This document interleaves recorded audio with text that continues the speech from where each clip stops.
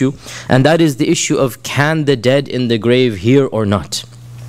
Can the dead in the grave hear or not? This is an issue that, as I said, always people ask about. If you go visit your relative, your grandmother, your uncle, if you visit a person in the grave, does the person know you are outside the grave, you are listening, or you can hear? Sorry, not you are listening, but that person is listening to you.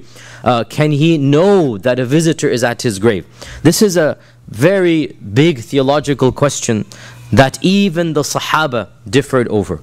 Even the Sahaba differed over. And this incident of Badr is one of the most important evidences used by both sides. It's an authentic evidence. Everybody knows it is there. The interpretation is the issue. Now, even the Sahaba, so it is said, for example, that Ibn Umar would say that the person in the grave can hear the one that visits him, and he even said that the person in the grave will be punished by hearing his relatives cry for him. By hearing his relatives cry, what is called niyaha al-mayyit. Niyaha al-mayyit means wailing over the dead.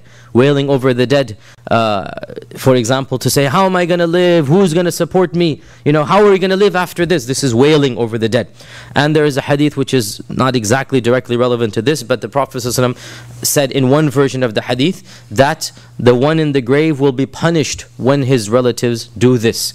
And Aisha denied this and said, no.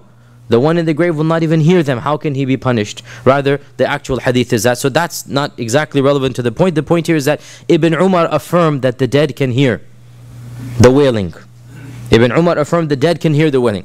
Aisha said, no, the dead cannot hear the person outside. Did you not read in the Quran, Surah Fatir, verse 22, وَمَا أَنْتَ بِمُسْمِعٍ مَنْ فِي الْقُبُورِ.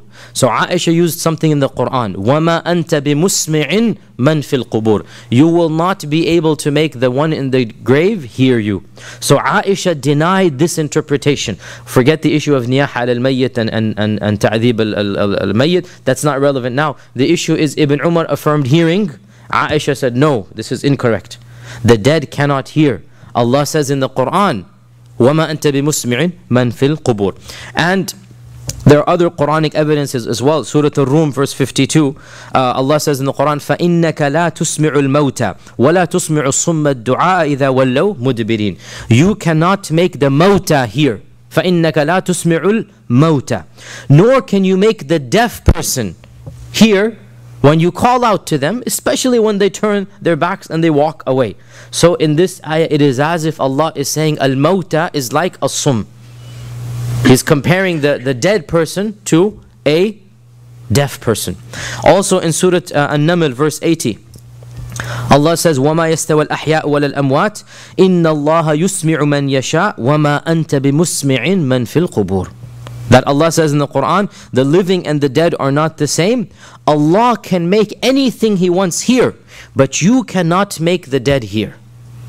وَمَا أَنْتَ بِمُسْمِعٍ مَنْ فِي الْقُبُورِ. So all of these ayat are used to talk about the fact that the dead cannot hear. And one can say it seems very explicit from the Quran. From the Quran, there does not appear to be any evidence to suggest that the dead can hear. Clear? The Quran seems to say very clearly that the dead cannot hear. Clear? Right? Now, let's look at the ahadith. A number of ahadith seem to suggest that the dead can hear. Hence the controversy. This is why the controversy arises. So, of the ahadith is the hadith in Sahih Bukhari. That is a very long hadith that the Prophet ﷺ mentions what happens to the grave, what happens to the soul when it dies, and a very long hadith. One phrase in it is of relevance to us. That the Prophet ﷺ said that the person in the grave, he hears the footsteps of those who have come to bury him as they return. The one in the grave, when he is buried, this is at the burial. So the Prophet is talking about what happens to the ruh, and it goes up and it goes down. The righteous goes up, the evil goes down. And then munkar and nakir, all of this. So in this there's a phrase that the one in the grave will hear the people who have come to bury him as they walk back. He will hear, or she will hear, the soul will hear the footsteps on the ground as they go back to the houses, basically. Right? This hadith is in Bukhari. Pretty clear. Pretty explicit that they will hear the footsteps going back. Another evidence that is used is the famous hadith in Bukhari and Muslim that the Prophet ﷺ visited Baqi' al-Gharqad, Jannatul Baqi' as we call it, Baqi' al-Gharqad, and he said, Assalamu alaykum, ahla qawmin min al-muslimina wal-mu'minin. So he's saying, Assalamu alaykum. Why would he say Assalamu alaykum unless the people can hear, right? Assalamu alaykum to the people of the grave, Assalamu alaykum. So this is another evidence. Another evidence that is used is the mutawatir hadith, well known in every single book of hadith, that the Prophet ﷺ said that whoever sends salam upon me, Allah will send an angel to tell me that they have given salam, right? Whoever sends salam upon me, an angel will come and tell me that so-and-so is sending salam. There's also a hadith that says, now this hadith is very explicit, whoever passes by the grave of anybody whom he knew and says salam, the one in the grave shall recognize who said salam and he shall return his salam to him. Now, this hadith is very explicit. However, it is clearly a weak hadith. It is not mentioned in the 6 books. It's mentioned in some of the more obscure books, Ibn Hibban and Ibn Asakir and Tariq Damashq, some of the more obscure books, and it is very clearly a weak hadith. It's not in the famous Kutub al-Sitta or Kutub al-Tis'a. Had this hadith been authentic, then end of story. It's very clear, but it's not authentic. Of the evidences that is used is the hadith of Amr ibn al-As. It's not a hadith, it's his own statement, his own wasiyah, that he's telling his children that when he's telling him what to do after he dies, and one phrase in there says, so when you bury me, stay at my grave for the length of time it takes to slaughter an animal and distribute the meat. Now this phrase, slaughter an animal, distribute the meat, is found in other ahadith as well. It must have been a unit of time for them, right? I mean, they have something, they don't have 20 minutes on a watch. So this is like a phrase that they would use. For the amount of time it takes to slaughter an animal and give the meat out, I would say an expert slaughterer can do it all in half an hour. Is that reasonable? Right? An expert slaughterer can, take a goat in half an hour, just do it and cut it up. Right? In half an hour, 25 minutes, maybe even less, I don't know. So the point being, we have a rough idea that stay at my grave for this amount of time. Half an hour, however it might be. Why? What is Amr ibn, Amr ibn al-As, who is he? The father of Abdullah, the famous Sahabi, the very last Sahabi who can remind me? Come on, I went over the story of conversion. I don't understand, you guys are taking notes. It should be like somebody redeemed you. The last from Mecca, the last who made hijrah, right? The last who made hijrah is Amr ibn al-As. You guys forgot. Of those 3, the last 3 who made hijrah. Allah Azza wa Jalla blessed Amr to be of the last 3 who made hijrah, right? So Amr ibn al-As, when he's about to die, he says, wait at my grave for this amount of time. Why? Asta'nisu bikum. Your presence will calm me down. He's telling his children and his loved ones, stay at my grave, your presence will calm me down. Until once I am calm and recollected, I will be able to answer to Munkar and Nakir when they come. This is a very explicit hadith where he's basically saying, I'm going to be terrified, I'm going to be lonely and scared. Stay with me as friends and comforters for a while. Let me calm down. Asta'nis means to basically get comfort from you, right? Once I am comforted, then I'll know how will I respond to the messengers from my Lord. He didn't say Munkar and Nakir, he said the messengers of my Lord, meaning Munkar and Nakir. Clear? Right? So this is a very explicit hadith that Amr ibn al-As thinks that the people at the grave will give him comfort. Right? This is another evidence that is there. Now, so this is the position, by the way, of many of the scholars. So much so it is said that this is the majority of the ummah. They said that the dead can hear those who visit. Now obviously the dead can hear those who visit, not anybody in the world. I mean, nobody said this, right? The dead, according to this group, if you go visit the grave and you say salam, then the person in the grave will be aware that so-and-so is sending salam. Okay, now who said this position? This is Jumhur, really, frankly. This is the majority position. We have, I have like 10 names here, some of them. Ibn Hazm, An-Nawawi, As-Suyuti, Ibn Kathir, Ibn Taymiyyah, Ibn Al-Qayyim as well held this position. The both of them held this position as well. Allama Shanqiti in our times. This is a majority position. And Ibn Kathir, a lot of scholars, they held this position, and it is clearly the majority position. Now, of course, their main evidence is the incident of Badr. This is their main evidence. That's why I went into this tangent here. That the Prophet ﷺ explicitly said, what did he say? They can hear me just as well as you can. Right? So this is like the most explicit evidence. And that's why I wanted to go into this, because the incident of Badr is always used to be the most important and the most explicit evidence. Okay. What is the other opinion? In response to this, other people, starting from Aisha radiallahu anha, right? So they have Sahaba and they have Sahaba. Both groups have Sahaba. And both groups have Tabi'un. And both groups have great Imams. And by the way, this shows us that in some issues, even in Aqeedah, there is difference of opinion in Sunni Islam. In some issues, there are a minority of issues, handful of issues. Even in theology, Sunnis differed. And this is one of those issues that the Sunnis themselves differed in. This is not an issue where one Aqeedah says this, Hatta Ibn Taymiyyah is on, no, nothing like this, right? Even some scholars of the Athari or the Ash'ari tradition on one side, and the other scholars as well on the other side. So this is not something that is a theological dispute. It is something within the Sunni madhahib. So what did the other camp say? On the other side we have Aisha, Umar ibn al-Khattab. We have Qatada. We just mentioned, what did Qatada say? What did Qatada say in this very narration? That he's trying to explain how can the dead hear. So he said Allah brought them back to life. Not that the dead can hear, but he said Allah brought them back to life so that they could hear. Right? Because he could not posit an opinion that says the dead can hear. So what does he say? Allah brought them back to life. This is Qatada's interpretation. This is not the Prophet. This is not the Sahaba. This is Qatada. We have as well the famous Al-Bayhaqi, Ibn Atiyya, Ibn Al-Jawzi, Ibn Qudama, Al-Suhaili, Al-Qadi Abu Ya'la Al-Hanbali, Al-Shawkani. In our times, Shaykh Al-Albani has written an entire booklet on this, that the dead cannot hear, and he has a lot of evidences in there. Now, how do you reinterpret all of these ahadith? We just mentioned more than half a dozen ahadith. What do you do? So, and how do you respond to this? So, firstly, they say that the verses of the Quran are very explicit. Oh, I forgot to mention, how did the other camp interpret those verses? Sorry, I forgot to mention this, right? How did the first camp interpret all of those verses that says the dead cannot hear? I forgot to mention that, right? The dead cannot hear. The Quran says, at least in 3-4 verses, the Quran says the dead cannot hear, right? How did the majority interpret those verses? They have a number of interpretations. The first interpretation is, the meaning of hear is not to hear just hearing, but rather a hearing that will benefit. A hearing that you will follow up to. Not just a physical hearing.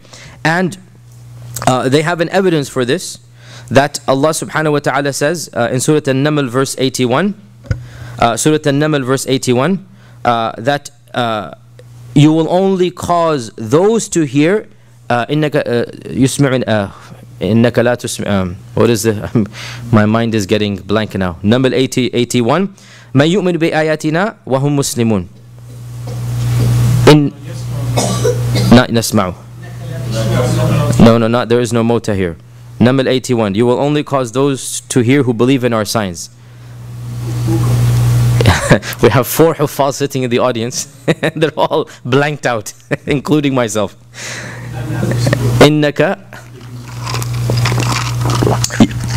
I'm telling you the verse, Naml 81. I want to know it because I myself am stumped right now. He's looking up Naml 81. We have 7 iPads, 4 iPhones, 3 real mushafs, and we're still waiting. Naml 81. You'll get it. No, وما أنت بهذا العمي ضل. إن تسمع إلا من يؤمن بآياتنا فهم مسلمون. Right? إن تسمع إلا من يؤمن بآياتنا. The only people that you can make to hear are those who will believe in our signs. What is the hearing here? those who follow Islam. Not the hearing just to physically hear. So they have a verse in the Quran where they say, look, the hearing is a reference to hearing and following, not just hearing with the ears. Is that clear? You understand this point, right?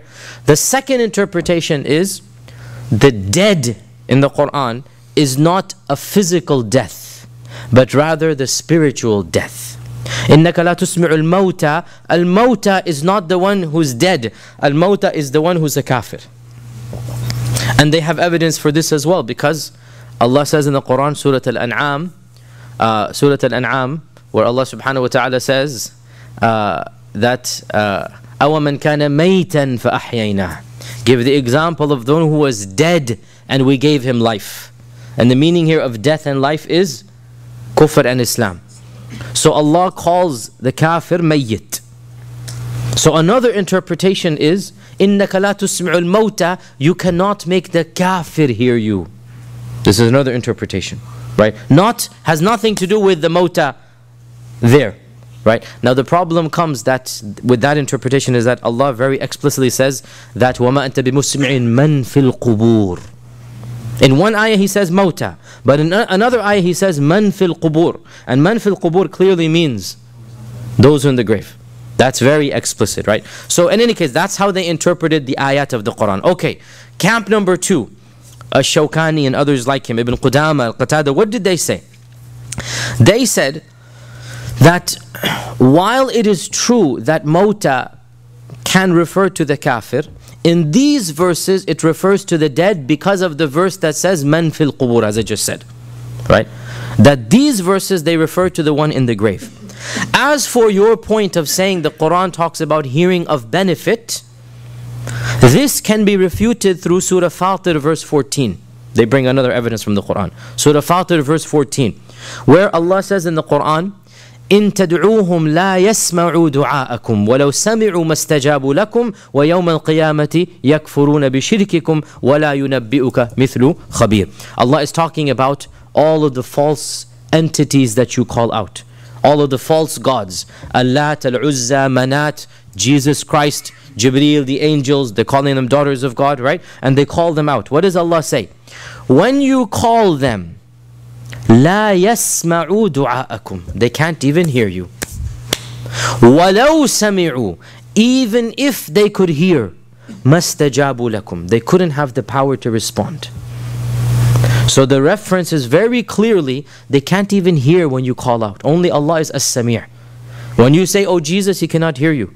When you say, oh Allat, and Allat was a human being. We did this in Aqidah class. Allat was a human being, right? The five false gods of Nuh were human beings, right? That وَقَالُوا لَا تَذَرُنَّ آلِهَةً وَلَا تَذَرُنَّ وَدًّا وَلَا سُوَاعًا وَلَا يَغُوثَ وَيَعُوقَ وَنَصْرَ. These 5 were human beings, right? And the Arabs would worship them up until the time of the Prophet ﷺ. So Allah is saying they were human beings. But they weren't gods when they were human beings. They were gods afterward. But they were humans. They're dead. And so Allah is saying they cannot hear you when you call them out. They're in the grave, right? The idols, not the actual person. The idols were humans in the beginning. And the same goes for Jesus Christ. The same goes for Jesus Christ. The same goes for anything that is worshipped. It's an unconditional ayah that when you make dua to them, إِن تَدْعُوهُمْ لَا يَسْمَعُوا دُعَاءَكُمْ, they cannot even hear you.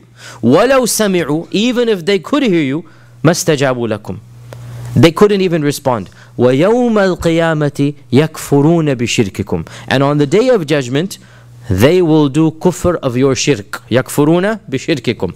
You did shirk, they will say we have nothing to do with this shirk that you have done. They will do kufr of your shirk. And this shows us the reference is to entities like Jesus Christ. Because only Jesus and the righteous will يَكْفُرُونَ بِشِرْكِكُمْ. Right. So that's a very explicit verse from the other camp. Now another evidence that they have, how do you explain all of these ahadith? As for the incident of Badr, they say this is the strongest evidence against you and not for you. They changed the incident 180 degrees.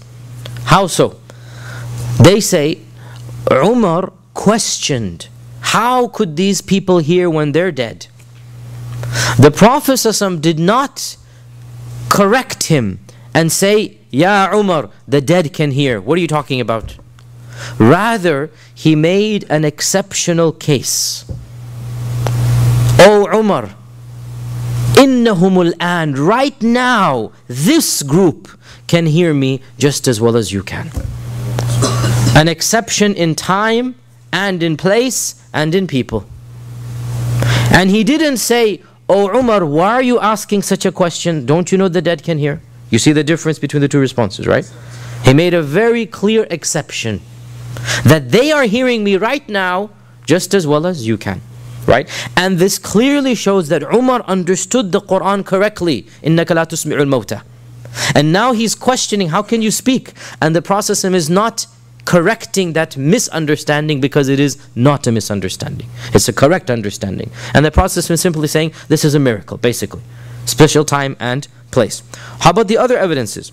The issue of the footsteps. The dead can hear the one in the burial going back.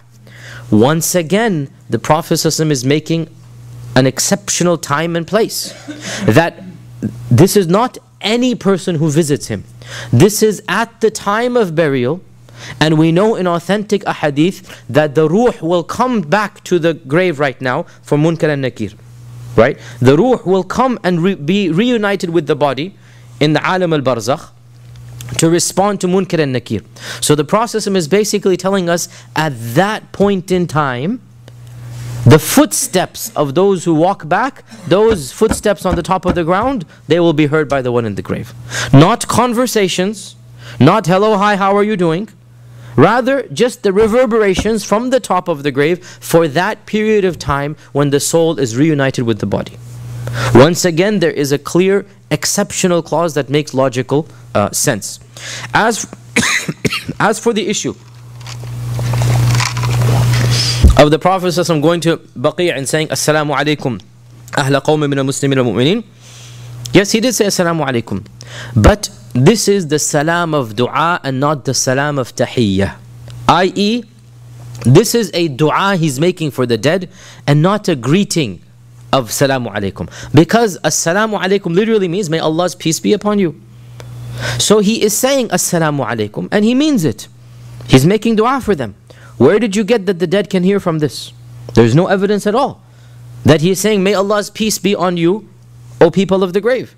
And there's no evidence here that the dead can hear. And that's actually very valid. That from this hadith you don't get anything about the dead hearing. As for the Salam hadith is an example. yeah, but there's no evidence of hearing is my point. As for the hadith of the dead person recognizing the one who says salam to him, we said this is weak, and pretty much every scholar of hadith who studies hadith says it is weak. As for Amr ibn al-As and his wasiyyah to his children, we say this is his interpretation. The Prophet did not tell him to do it, and some of the Sahaba, Aisha and Umar, are authentically reported to have denied the dead can hear. So this seems to be from the Sahaba's time. As for the ahadith of the Prophet ﷺ, that the angels come and give him salams, once again this is a very explicit evidence against and not for. Because if the Prophet ﷺ could hear directly, he wouldn't need the angels to go tell him. The very fact that an angel has to convey the salam indicates what? He cannot hear. And Allah is telling an angel to go convey the salam. And by the way, this is a common misunderstanding. It doesn't matter whether you're in front of the grave or whether you are in America. The angel will go in to give him the salam. Visiting the grave of the Prophet, of course, it's an emotional experience, it's an iman builder, of course. But in terms of how your salam will get to him, it's all going to be from the angels, right? How your salam will get to him. So, you being in front of the grave versus you being in America, the angel will go and tell him. Therefore, if even the Prophet requires an angel, what does this show about? The salam that can be heard, it cannot be heard. Therefore, in my humble opinion, one of the few things I would disagree with Ibn Taymiyyah about, in my humble opinion, it does seem to be that the dead cannot hear. And Allah knows best. We shouldn't be too strict about this issue because some of the Sahaba had the other opinion. And it is true to say that many scholars held the position that the dead can hear the one who visits them. Many scholars held this position, right? So the main point that we need to emphasize before moving on, this is a theoretical issue. لا ينبني عليه عمل, as they say. No action is derived from this.